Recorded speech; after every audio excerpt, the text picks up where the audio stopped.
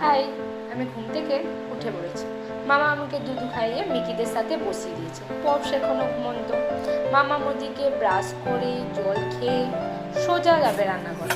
সকালবেলাটা মামামের চা না খেলে শুরুই হয় না, তাই প্রথমে চা বসাবে। চা হয়ে গেলে ব্রেকফাস্ট খেতে আরম্ভ করবে। ব্রেকফাস্টে অবশ্যই চা, রুটি, বিস্কুট থাকবে।